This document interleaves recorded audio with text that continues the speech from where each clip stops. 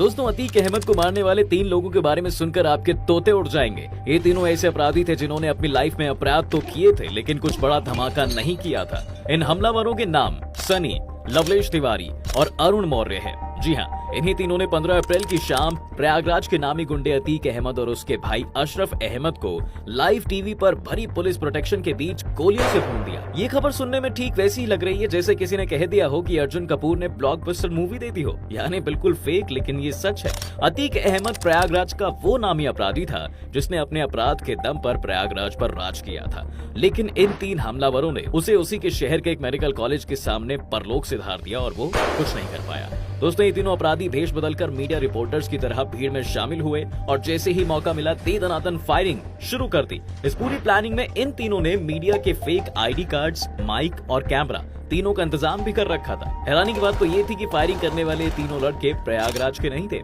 जी हाँ, इनमें से एक हमीरपुर का रहने वाला है, एक कासगंज का है, तो एक बांदा का रहने वाला है। इस छानबीन के दौरान लवलेश के पिता ने बताया कि लवलेश 1.5 से 2 साल पहले एक लड़की को थप्पड़ मारने के चक्कर में पहले भी जेल जा चुका है।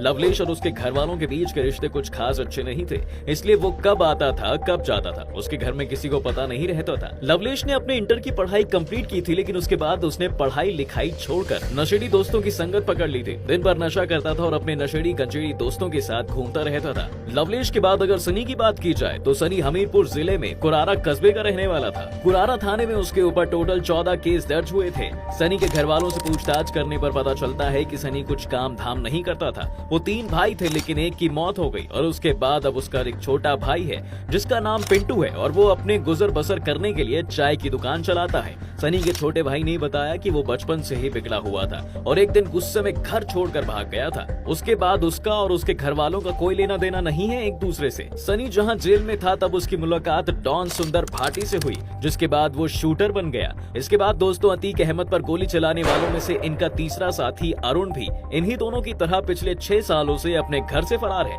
अरुण के माता पिता 15 साल की छोटी उम्र में ही उसे छोड़कर चले गए थे, जिसके बाद से वो गलत संगत में पड़ गया। सबसे पहले वो जीआरपी थाने के पुलिस वाले को मार कई दिनों तक के लिए फरार हो गया था। हालांकि बाद में पुलिस ने इसे पकड़ लिया था और इसके लिए उसे जेल भी जाना पड़ गया था। उसके बाद साल 2014 से 15 में उज्जैनी और सोरों के बीच चलने वाली ट्रेन को लूटा और इस लूट में उसने एक बार फिर से एक और सिपाही को मौत के घाट उतार दिया। अरुण का अपना फैमिली से कोई खास कनेक्शन नहीं है दोस्तों। पहले वो अपने चाचा चाची से मिलने भी जाता था, लेकिन आखिर में उसने उनसे भी नाता तोड़ लिया था। अरुण के 2 छोटे भाई हैं, जिनमें से एक का नाम धर्मेंद्र और एक का नाम आकाश है। दोनों भाई फरीदाबाद में रहकर कबाड़ बेचने खरीदने का काम करते हैं। ये तीनों ही अपने छोटे मोटे अपराधों से थक चुके थे और अब इन्हें कुछ बड़ा करना था। तभी इन्हें अतीक अहमद के बारे में पता चलता है और उन्होंने सारी जानकारी इकट्ठी की। जिसके बाद जब अतीक अस्पताल पहुंचे तब उन्होंने मौका मिलते ही उन पर गोलियां बरसा दी। पुलिस हिरासत में रहने के बाद ये लोग सीना ठोक के कहते हैं कि पहले जो लोग अतीक से डरते थे वो अब हमसे डरेंगे।